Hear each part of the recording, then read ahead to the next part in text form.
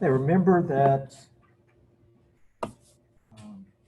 your exam is next time over chapters 4, 5, and 6. We'll be starting and finishing chapter 6 today. We're not going to spend a lot of time on it, but there's some really useful conclusions we can draw from chapter 6. It's all about applications of elasticity. And you can see that elasticity matters in ways that you probably would not have anticipated. On Tuesday, remember you can use a 3x5 inch note card. You can have anything you want on that. Also, on Tuesday, remember you do have to take the exam here face to face, and I mentioned before I do have another class that's going to be, I'm going to have a few people from that class taking their exam with you, okay? Which means it's very important that you make sure you take the right exam. I have had people in the past that I gave them the wrong exam, they took the wrong exam, they turned it in, they never said a word. Didn't do very well when they took an exam for a class they were not in. So you want to be sure that I do give you the right exam. This is microeconomics, so make sure that I give you that exam. All right, any questions? All right, we are going into chapter 6 on taxes and subsidies.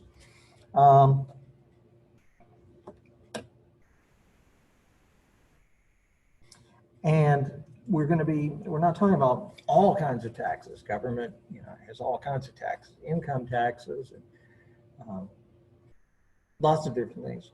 We're talking about the simplest, a commodity tax, where the government says, we're going to put a tax on gasoline or wheat or some particular product, some product or some service. And the government says for every unit that is bought or that is sold, a certain amount of tax has to be paid. Sometimes the tax is imposed on the producer. So the producer has to give the money to the government.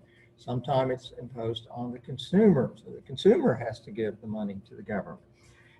What we're going to see is that it doesn't matter whether the government says we're imposing it on the producer or on the consumer. It doesn't matter. It doesn't matter who gives the money to the government. Right? We're going to see that who actually bears the burden of the tax depends on elasticity, the elasticity of demand and the elasticity of supply. And so we're going to go through a very simple example that you see on the screen, where we're looking at the market for apples. And the government decides we're going to impose a $1 per apple tax on apples. And initially we're going to assume that this is imposed on the producers. Okay? It's very important that you really understand what we're about to show, why these curves shift in the way they do. We've got here the supply curve before the tax. So let's look at that point. That's $3 and 1,250 units. What does that point mean? It's on the supply curve. So if I gave you that supply curve, pointed to that one point, said, tell me what that means. What does that point mean? $3, somebody's willing to buy 1,250 apples. No. Try again. This is a point on the supply curve. Okay. So for $3, somebody's willing to produce 1,250. That's right. If the price is $3, then producers in total are willing to supply 1,250 units. So it's the opposite. The opposite, yeah. And that's a good reminder that, when we think about markets, we're thinking about consumers and producers, and we don't really distinguish a lot of times. But when you're using supply and demand analysis, you have to be really, really careful, because if you're not careful, you'll shift the wrong curve.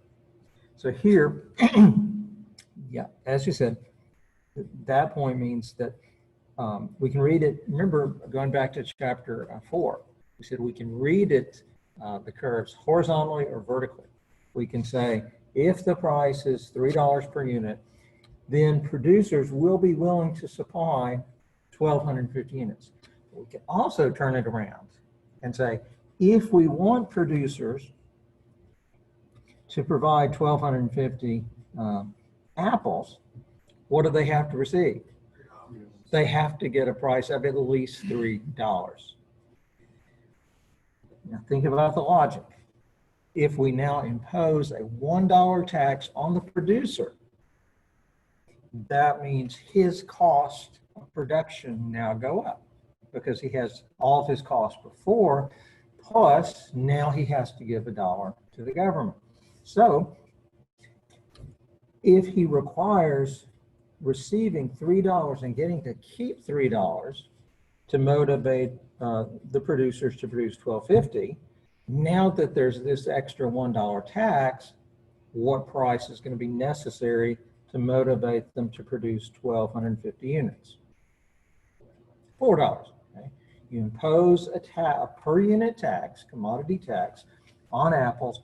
It has a very simple effect of causing this point to move up by $1. And for every other point on the supply curve, it's going to do the same thing. Every point shifts up by $1. Take this one. That point meant that if the price were $1, 250 apples would be provided, or baskets of apples, I guess. And to get producers to provide 250, they had to receive $1. Once that tax is imposed, now they have to receive $2, because if they receive 2, they give 1 to the government, they're left with $1. So the effect of the per unit tax on the producers is very straightforward.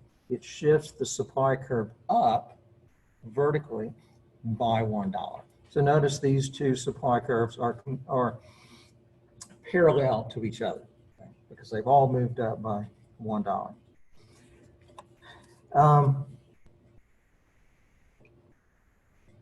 One of the key questions we're interested in with taxes is, who actually bears the burden? Who's going to be hurt by the tax? The buyer is likely to be hurt, and the seller is likely to be hurt. But what if I say, but the government, they imposed on the producer. It's the producer who has to give it to the government. Does that mean the consumer is not going to be hurt? No. The consumer's going to feel the effect of that. That's right. Now, when we talk about who gives the money to the government, that is the statutory, I think that's the right way to spell that, the statutory incidence. The statutory incidence refers to who actually has to give the money to the government. And here we're assuming it's taxes on the producers, so the statutory incidence is on the producer. But we're more interested in who bears the burden, who is hurt by the tax. And that can be the producer, can be the consumer, but generally it's going to be split between the two. And how it is split will depend on the elasticity of these two curves. Notice in looking at panel A, that does not tell you who's going to be hurt by the tax, because you don't know what the price is going to be, because all you have is a supply curve. To know who's going to actually be hurt, you have to have supply and demand curves. So in panel B, we've got a demand curve there.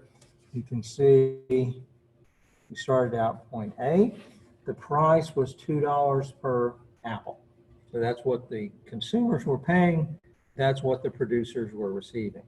But once we impose the tax, there is now going to be a gap or a wedge between what the consumers pay, excuse me, and what the producers actually receive. Okay? So we started out here in equilibrium. We impose the tax, so the supply curve shifts up. Notice point C here. Okay? Point C corresponds to this point over here. Okay? Point C is telling us that the original price, equilibrium price, was $2. So if the producers are able to pass the whole tax on to the consumers, then they will now be charging $3. Now, what would the producers like to do? They want to just pass it on to the consumer, make the consumer pay. Okay? And so if they can do that, they will. But their ability to pass it on to the consumer depends on the elasticity of the supply curve and the demand curve. And here we can see the price is not going to go up to $3. If it did, if the producers let's say they're not too bright, and the producer just say, well, we can raise our price by $1. So if the price is raised to $3,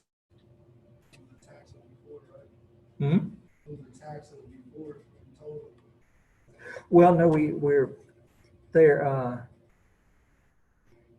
There a little bit of an inconsistency between panel A and panel B. Here, we're focusing on the $2 equilibrium rather than over here. Well, that confused me too.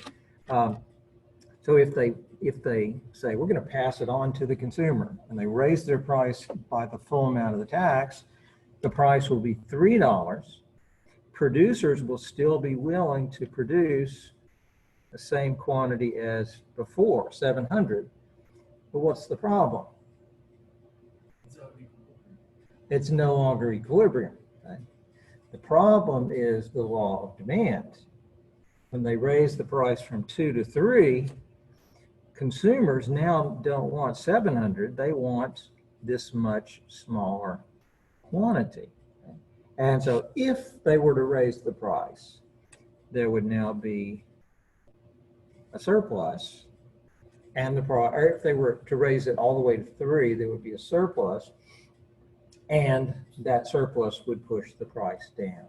So even though the producers would really love to pass the whole tax on to the consumers, they're not going to be able to do that. Right? The price is going to go to the new equilibrium level. Okay? Surprise, it's always going to happen. And the new equilibrium is at point B. So we started here at A, we're going to end up at B. Okay? Talking about what I said up here, that was just to help you think about why they can't pass the whole tax on to the consumer. We're going to go from A to B, and given the numbers we have, the new price is going to be $2.65. Okay? So are the producers who's being hurt by this? Both are being hurt. Well, what if I say, well, the producers, they're benefiting because they get to charge 65 cents more than before. Right, we can't just look at the price they're receiving. Yes, they are getting a higher price, but they then have to pay $1 to the government. So we take the point B, which is the price the producer or the consumer is paying, $2.65, and then we have to say, well, but how much does the producer actually get to keep?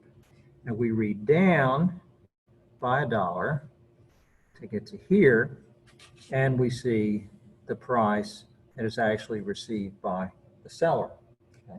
So because of the $1 tax, the part of it is passed on to the consumer in the form of a higher price, but not all of it. And this will generally be the case. Generally, producers will be able to pass part of the tax on to the consumer, but not all of it. And here we could say that the portion of the tax that is borne by the consumer would be what? How much of the burden of the tax is the consumer bearing? How much?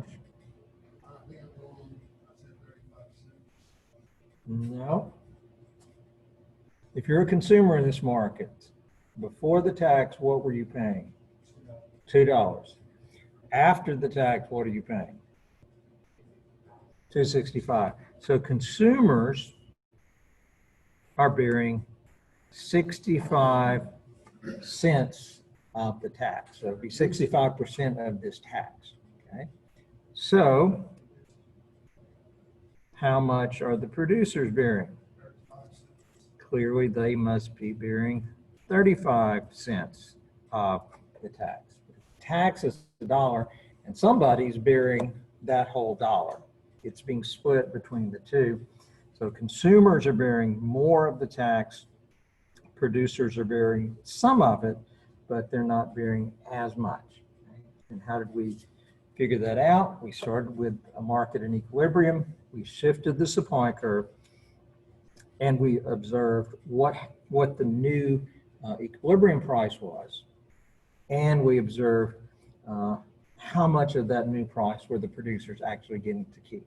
So both the buyers and the sellers are being hurt, and that is generally what we will have. The burden of the tax will be split between the two parties. Now remember, here we're assuming this was imposed on the producer. Well, what if we instead impose the tax on the consumer? We tell the consumer, every time you buy an apple, you've got to give the government $1. How do we think about that in terms of supply and demand? Well, it goes back to our understanding of the demand curve. What is the demand curve showing you? Two things. You can read it horizontally or vertically. For example, that point, you can say, well, if the price is 2, then the quantity demanded will be 700 baskets. Or we can read it horizontally, $702. And when we read it like that, what do those two numbers mean? At $2, somebody's willing to consume 700 apples. Right. Well, that's the horizontal. But if we do it vertically, we say 700 baskets, $2. The meaning there is the most someone is willing to pay for that 700th basket is $2. Okay? That's what that last basket is worth to some consumer. They're not willing to pay more than that. If the price were higher, they wouldn't buy the 700th unit. Okay? So the demand curve, you can say that it also represents a marginal benefit curve. It's showing you what each unit is worth to a consumer. Okay? So that 700th basket, there's a consumer out there who's willing to pay no more than $2 for it. If the government now imposes a $1 tax on consumers and tells consumers, you buy that basket, you got to pay the government $1, how much are they willing to pay for that 700th basket? They were willing to pay $2. Now, since there's this extra cost they bear, they're only willing to pay to the consumer $1. So whereas if the tax had been imposed on the producer, the supply curve shifted up. If the tax is imposed on the consumer, the demand curve shifts down because consumers are not willing to pay as much for the product because when they buy it, the government is imposing this tax on them. Okay? So that's panel A. If you impose a tax on the consumer, the demand for the product is going to shift down. Now, moving over to panel B. It's a little more complicated. Notice we started out in equilibrium at point A, $2 and 700 baskets. We're asking the question, if we impose the tax on the consumers, what's going to be the effect? We said demand is going to shift down by $1, and that means the new equilibrium is going to be right here, okay, at 500 units, and where the price received by the seller is $1.65. Okay. When we impose the tax on the producer, the supply curve shifted up to what you have, the dotted red line there. Okay. So if we, there's a lot going on with this graph. Okay. When we impose, let me start this over. When we impose the tax on the consumer, the equilibrium moves from A down to D. Producers are receiving $1.65, but the cost to the consumer is $1.65 plus the tax. So the consumer is actually having to pay $2.65. Okay, that's what happens if we impose the tax on the consumer. When we impose the tax on the producer, the supply curve shifted. Our equilibrium moved to here. That was the price the consumer had to pay, and the amount the producer got to keep was the $2.65 minus the tax, which was brought us down to here. Okay. In other words, if you have a $1 tax on apples, whether you impose it on the consumer or on the producer, the cost of apples to consumers is now going to be $2.65, and the price going to the producer is going to be $1.65, which means it doesn't matter whether you impose the tax on the consumer or on the producer. The effect, the burden of the tax is going to be exactly the same. Okay? And how that burden is going to be allocated depends, we haven't shown it yet, but it depends on the elasticity of the demand curve and the supply curve. Okay? So the first thing we've seen here is that it doesn't matter who the tax is imposed on. Think about the gas tax. If the government says, we're going to impose an extra $1 per gallon tax on gasoline, but don't worry, we're going to make the producers pay it. Right? You should say, no, that doesn't matter who has to pay it to the government. Right? When you impose the tax, you impose it on the producer, supply is going to shift, the price is going to change, and the burden of that tax is going to be independent of who actually gives it to the government. Okay? The burden will depend on supply and demand and elasticities. Okay? So that's a really important point. It doesn't matter who gives the tax revenue to the government. Other important point we see there is that the burden is going to be split between the consumer and the producer. Yes, the producer wants to pass all of it to the consumer, but generally he's not going to be able to do that. Okay? He's only going to be able to move it, raise it to the new equilibrium price. Okay? So generally, the burden will be split between the consumers and the producers.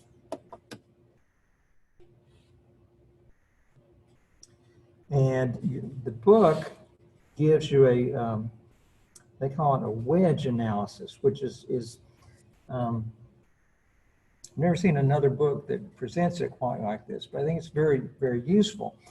They're pointing out that when you start out in equilibrium, okay, you can use the same graph, whether it's imposed on the consumer or the producer. Okay? What's going to happen is the quantity is going to have to change by enough so that the vertical distance between the supply curve and the demand curve is equal to the amount of the tax. Okay? And if you impose the tax on producers, then you're going to be here. If you impose the tax on the consumers, demand decreases, we're going to be here. Okay? But these 2 points really represent the same thing, because this is showing you the true cost to the consumer. This is showing you the price that the producers are actually going to receive. So you don't actually have to draw in the new curve. You can just put in a wedge equal to the amount of the tax, and that would identify where you're going to end up. Okay? I tend to just draw it with the being on the producers. To me, it's a little more intuitive, but either way. Okay.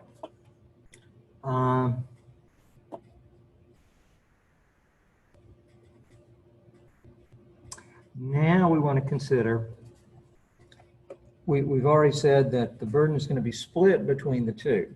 Okay? But how do we know who's going to bear more of the tax? And there's a very intuitive and easy way to remember who's going to bear the burden, most of the burden of the tax. Anybody remember from reading? It's a very simple statement. They have a very simple statement that will help you remember who's going to bear most of the burden of the tax. And that is Price paid by buyers minus the price paid by the recipient. Well, that's not what I'm thinking about. E equals escape. E equals escape. And what have we been using E to represent? Elasticity. Elasticity. Okay. The idea here is whichever curve is more elastic, that party is going to escape more of the burden of the tax. Okay? Whichever party is more elastic, okay, whichever curve is more elastic, that party is going to escape most of the burden of the tax, which would mean that if, we'll go through the graph in just a second, but that would mean that if demand is more elastic, consumers are going to escape most of the burden of the tax. So if the consumers are escaping most of it, who's bearing most of it? The producers. Okay? If supply is more elastic, then that means producers are going to escape most of the burden of the tax. So who's the burden mostly going to fall on? The consumers. Okay? You got to be careful because you got to reason from who's escaping to who's bearing the burden. So the supply elastic and consumers there. If supply, yeah. If supply is more elastic, I would go through every step. If supply is more elastic, then the producers will escape most of the burden of the tax. Not all of it, but most of it. And that means the consumers are going to bear most of the burden of the tax. And we can illustrate that with our graph here. Look at panel A. You got a supply curve, you got a demand curve. At point A, at the equilibrium, which is more elastic?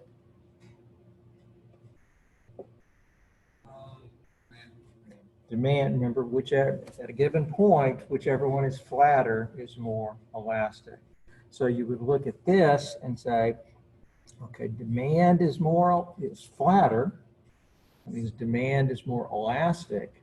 That means consumers will escape more of the burden of the tax, which means more of the burden of tax is going to be on the producers. And notice what happens here. We start out at point A.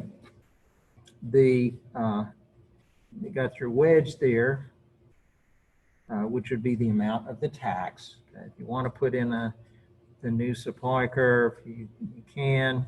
Okay, the supply curve will be shifted up by the amount of the tax. Okay. But we're going to be moving from this equilibrium to that equilibrium. Did the price go up very much? No, the price didn't go up very much. And if the price doesn't go up very much, that means the consumers weren't hurt very much. But somebody's paying the tax and are bearing the incidence of the tax. Notice the price received by the sellers has dropped significantly. Okay? So because the tax didn't go up very much, that means the burden of the tax is falling primarily on the producers. The consumers are escaping it. In contrast, if you look at panel B, here you have supply and demand, but now which is more elastic? Supply. Okay? You know, at a given point, okay, supply is more elastic, which means who's going to escape? Producers are going to escape more of the burden of the tax, which means most of the burden of the tax is going to fall on the consumers. Does the graph support that? Well, we start out here. That's the price with no tax. When the tax is added, here they got the wedge representing the amount of the tax. So the price paid by consumers goes from this level up to here. Okay? Big increase in the price consumers are paying. So they're bearing a lot of the incidence of the tax. Notice the price that the producers are receiving is the new price minus the amount of the tax. So the producers are receiving this amount. Okay? Before they were getting this much, now they're getting this much. So the price the producers are getting went down just a little bit.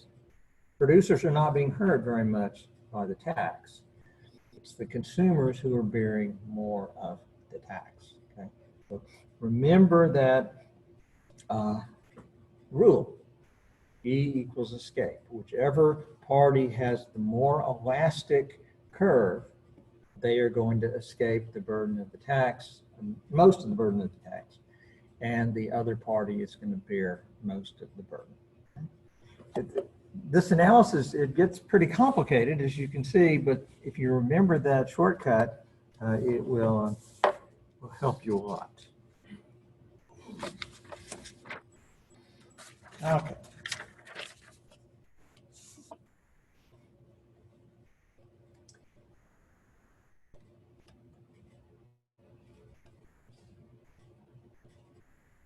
All right. When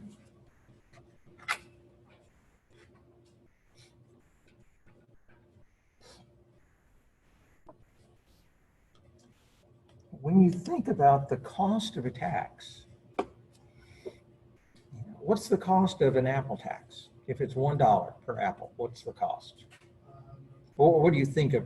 What would you just tend to think? Well, if it's a $1 tax, the first thing that would come to mind would be, well, the cost is $1. But when economists talk about the cost of the tax, we really mean something other than just how much do you have to give the government, okay? Because if the consumer is giving the government $1, well, the government is receiving $1. So can we just say, well, it's not really a cost because it's just a shift from from consumers to the government. Okay? What we're going to see is that there is a very real cost to a commodity tax in terms of efficiency.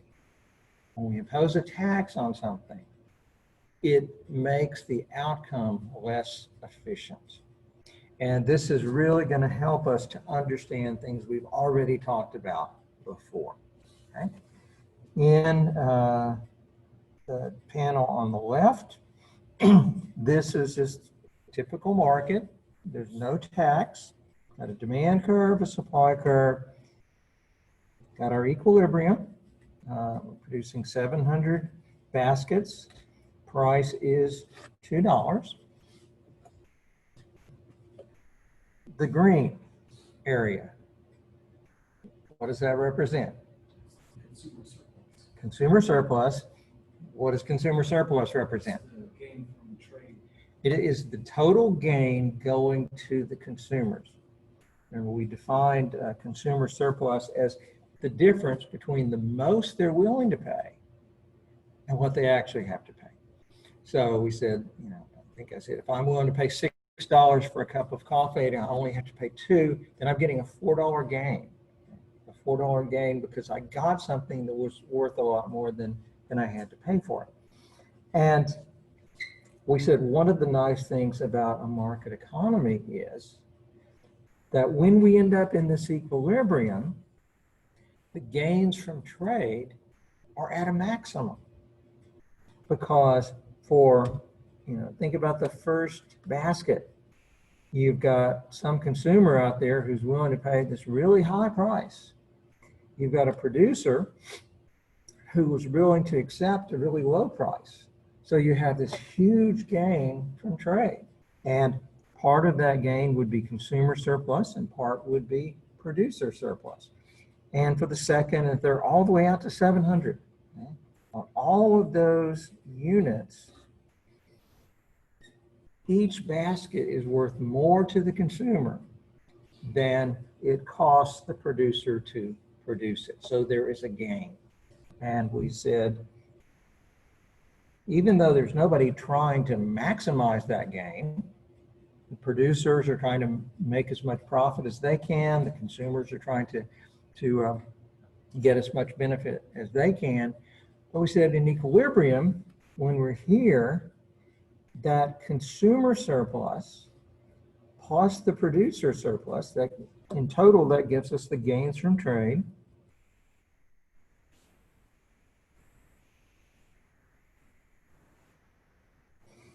That total gain is at a maximum, so that we would not want more produced, because if more were produced,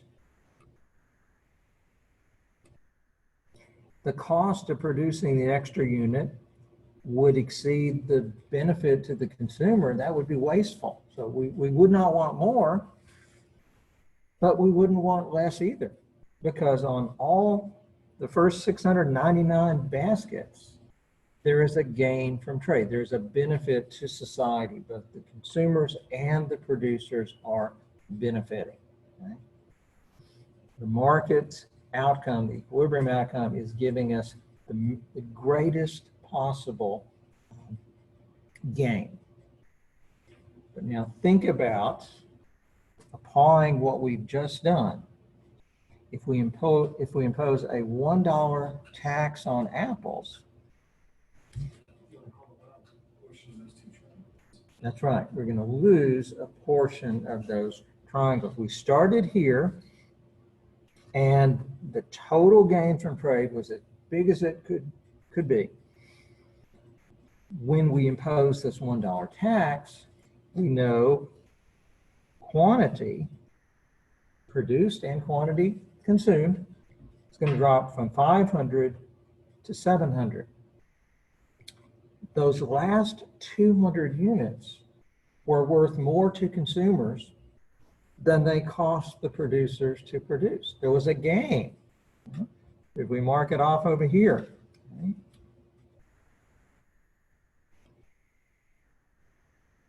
Those last 200 units, there's a gain from the production and consumption of those units. But because of the tax, those units are not going to be produced. And we can use our graph here to understand the precise effects that are going on. Once we impose the tax, notice what happens to consumer surplus. It was this big triangular area. Okay? Once we impose the tax, Where is it? It's a whole lot higher up on the. It's a lot higher and it's smaller, okay? Because go back to what is consumer surplus? It's the difference between the most consumers are willing to pay and what they actually have to pay. Well, the most consumers are willing to pay for those 500 units would be the entire area under the demand curve between 0 and 500. So all of this area, okay, that's what the consumers are willing to pay. Okay? What do they actually have to pay? Well, the price went up. So the amount they have to pay is now going to be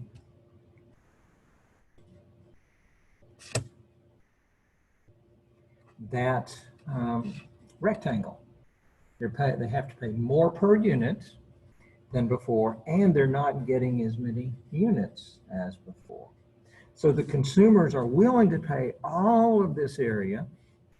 They actually have to pay the rectangle, and so their consumer surplus, the consumer's gain, is reduced significantly, right? From this big area down to that much smaller area. Think about the producer surplus. We said that's the difference between what the producers actually receive and the minimum they would have been willing to accept. And we said that's the difference between the rectangle, that's the revenue the producers are getting, okay? Because that's the price times the quantity. That's what they're getting. And the minimum they would have been willing to accept is the area under the supply curve. Okay? And that's why the producer surplus was the difference. It's the gain the producers are getting. But because of the tax, the last 200 units, nobody's getting a benefit from that. And the price the producers are getting, it was $2, now it's down to $1.65. So whereas you have the big area there, now the producer surplus is significantly smaller. The consumers have been hurt, the producers have been hurt, but who's benefiting? The government is benefiting, okay? That's important. The amount of benefit going to the government will be the amount of the tax, which is right there, $1, times the number of units. So you got 500 baskets. The government is receiving $1 per basket. So the area of this rectangle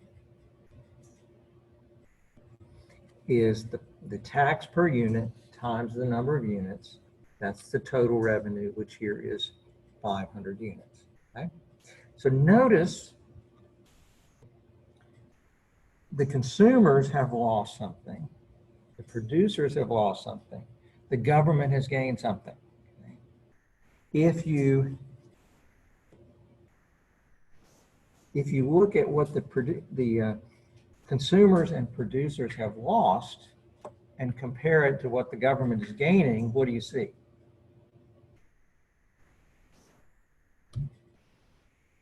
What the government is gaining is less than what the consumers and producers are losing, okay? Because we've looked at all these different areas, but we haven't talked about that area. Okay? What does that area represent? That's what is called the dead weight loss, and that's a really important concept. That is a loss of gains from trade. Okay? See, over here, without the tax, those last 200 units would be produced, they would be consumed, consumers would get a benefit, producers would get a benefit, okay? Society benefits. But because of the tax, those units no longer get produced. And so that means that this area is gains from trade that we could have had, but we lose because those units are no longer going to be produced and consumed. That is the sense in which economists mean that taxes create inefficiency. Okay? It's not just that you're having to give your money to the government. Okay? It's that it's not just a reallocation. It is imposing a cost on consumers and producers that is greater than the benefit the government is getting. And the bigger the amount of the tax, the greater is going to be that deadweight loss, that inefficiency. So, what can we say? Are taxes a good thing? No. Taxes are bad. They create inefficiency. They create a deadweight loss. Of course, we have the problem, if we're going to have government, and pretty much everybody agrees we want to have some government, government's going to spend money. We have to have taxes. So it's true that taxes have a detrimental effect on efficiency. They're bad, but it's also true that we have to have taxes if we're going to have government. So it is a dilemma. Okay? We should always keep in mind that anytime we turn more activities over to the government, that means we're going to have more taxes, and that means we're going to have less efficiency than we otherwise would have. And efficiency can sound kind of abstract, but just think of it as, if you think of our national output as like a pie, then the more deadweight loss we have, that means the pie is getting smaller. If the pie is getting smaller, that means that each one of us is going to have a lower standard of living than we otherwise would have. Question about that. You do need to be able to look at a graph and like this, identify the deadweight loss, know what that represents. You need to understand consumer surplus, producer surplus, be able to identify the tax revenue. Those are important things. Okay.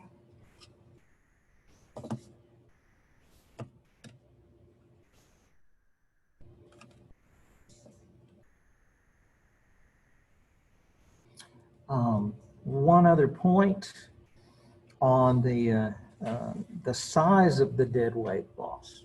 Okay? Here we have two graphs. For both of these, they're assuming supply is just completely horizontal, which means producers can produce any amount we want at a constant price. Okay. What difference do you see between the left graph and the right graph? The left graph is, the one in the left graph is more elastic. The demand curve in the left is more elastic, okay, at the current price because it is flatter. Demand in the right is more inelastic. Okay. Notice the deadweight loss. Over here, where demand is more elastic,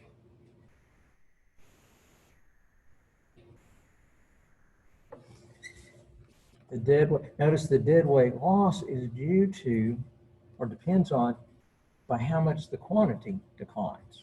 Okay? On the left, demand is elastic, so when the tax is imposed, consumers cut back. They don't consume as much. And so the gain from trade that we could have gotten on those units, we lose. On the right,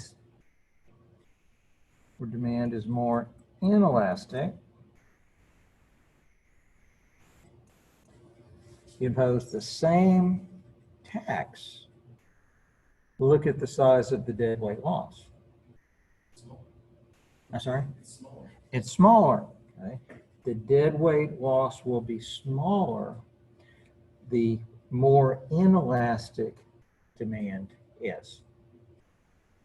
Because if demand is totally inelastic, then you impose the tax, consumers buy the same amount. You don't have any deadweight loss. If the only thing that we cared about was minimizing the deadweight loss, then what kind of goods should we tax? So Inexpensive, right? not luxuries. Inexpensive, because it's less than your paycheck. You want to impose the tax on things that are, or demand is highly inelastic. Let me restate that. What we saw here is that the more inelastic demand is, the smaller will be that deadweight loss. And we like the deadweight loss to be small, okay?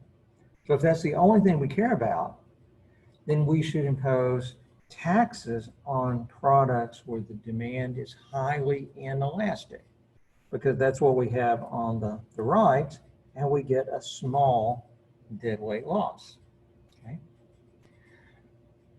But if we're going to impose taxes on products that are highly inelastic, then that means we're going to be imposing taxes on things like insulin.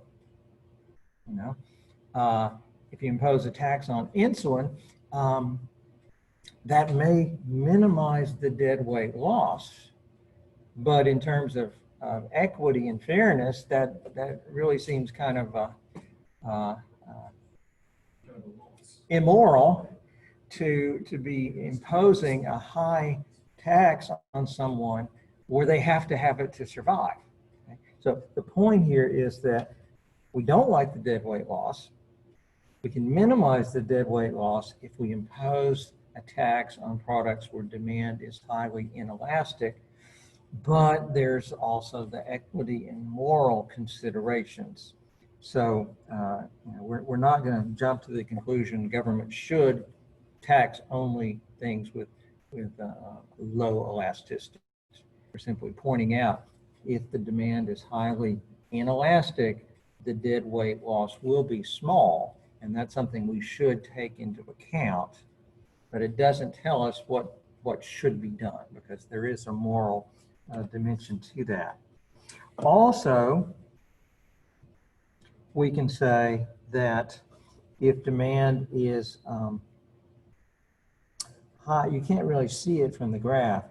If demand is more inelastic, the tax revenue the government will get will tend to be greater, okay? Because if demand is highly inelastic, the quantity doesn't change very much. And so the government's going to get a lot of revenue. If the government imposes a tax on something where demand is highly elastic, then the quantity is going to go way down, and the government's not going to get a lot of revenue. There's a classic example of this from back in the, I think it was in the 70s, where in Washington, D.C., the government imposed a very significant gas tax just in that city. And there was a huge decline. It's like the quantity of gas that was sold dropped by something like 40%. Gas stations went out of business. The government had thought, well, people have to buy gas, so they'll just keep buying it. We'll get a lot of revenue. The quantity dropped dramatically. Lots of gas stations went out of business. Government didn't get much revenue because the quantity went down so much. Any idea why the quantity would have gone down so much? It was only imposed in Washington, D.C. The substitute, you can go out of Washington, D.C. for a substitute. That's exactly right. Substitutes, that anytime we're talking about elasticity, you ought to think substitutes. Right? You got a lot of people, like congressmen and other bureaucrats, who work in Washington. They live in the suburbs. The tax only applied to gas that was sold in Washington. So people could fill up in Washington, or they could fill up before they left home. And when they imposed the tax in Washington, the price of gas went way up in Washington, but it didn't go up in the surrounding communities. So they had very good substitutes. And So the government didn't get very much revenue because the demand was very elastic. If you're thinking from the government's perspective, you want to tax something that is highly, demand is highly inelastic. That way you're going to get a lot of revenue. Okay. I'm sorry? Or something to that effect, buying cigarettes from us in Washington, D.C.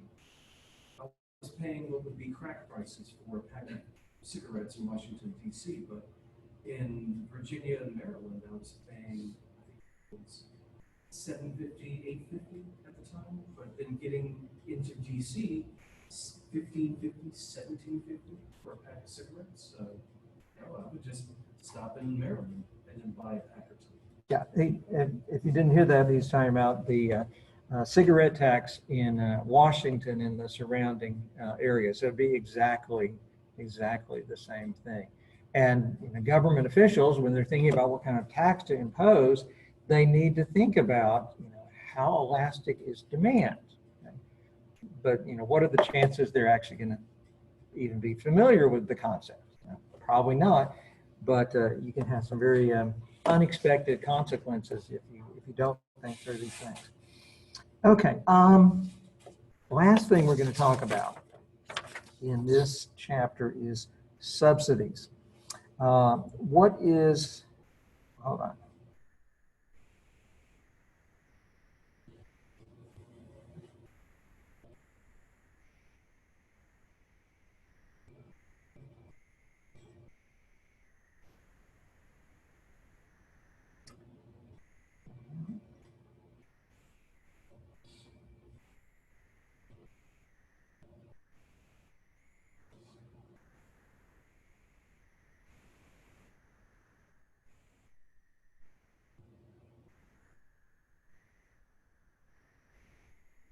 Okay, here we go. What is a subsidy? Substitute is something that you can. I'm sorry? Is that a substitute? A subsidy. Money given to promote something. Subsidy is, if you're given a subsidy, that means somebody is giving you money to do something. They say, I'm going to subsidize your education. Then they're going to give you money if you go to school. Okay? And the government subsidizes lots and lots of things. A subsidy is just the opposite of a tax. With a tax, the government is saying, if you produce this, we're going to make you pay money. Subsidy, the government is saying, if you produce this, we're going to give you money. The subsidy can be given to the consumer or it can be given to the producer. And as you should expect, just like with a tax, it's not all that important who the subsidy is given to, because the benefit, when the government subsidizes something, the benefit is going to be split between the consumer and the producer in ways that you might not expect. Okay? For example, can you think of something that is subsidized that affects you significantly?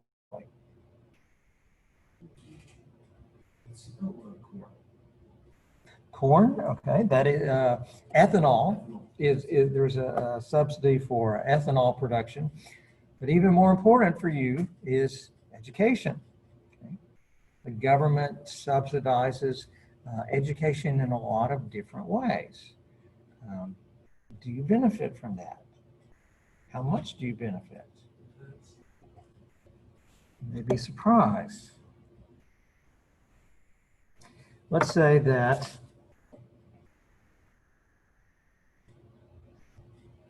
this is the demand for education.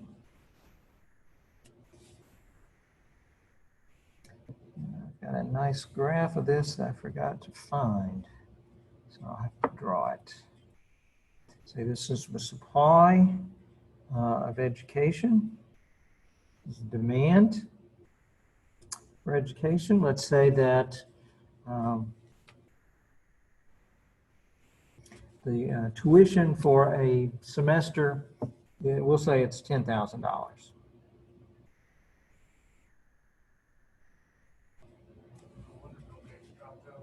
Hmm? No one in Bill Gates dropped out of college.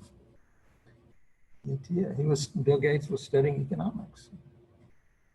He dropped out. Okay, so we're starting out, some number of students enroll. Tuition, they're paying $10,000 per semester.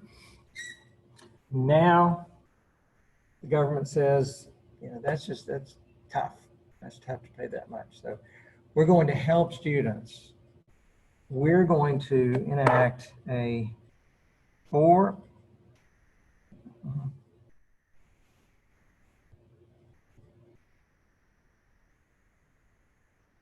we're going to enact a $4,000 per semester subsidy for students. Okay. Is that going to benefit you as a student? Maybe, yes. But Is it going to provide you with a $4,000 benefit? Why not? They're going to give you $4,000. Somebody's going to be, there is another party to be receiving something. There's another party, and that other party is the educational institution you're dealing with. Okay. To find the effect of a tax, what did we do? We shifted one of the curves, and we had to figure out, how does this affect the equilibrium price? We have to do the same thing here. Well, let's say that the subsidy is given directly to the student. Okay? Think about this point on the demand curve. It means, let's say that this is 40 million students. Okay? So that point is saying the 40 million student is willing to pay up to $10,000 for for a semester of education. Well, if the government now says, okay, we're going to give you $4,000 to go to school, how much is that student willing to pay? 6,000. No? They're willing to pay, what's it worth to them? They thought it was worth $10,000 to get the education. If now you get $4,000 from the government, it's $14,000, okay? So the demand curve, just like before, the demand curve is going to shift. Remember when we had the tax on apples, the demand curve shifted down by the amount of the tax. When we have a subsidy for education, the demand curve is going to shift up by the amount of the tax. So the subsidy increases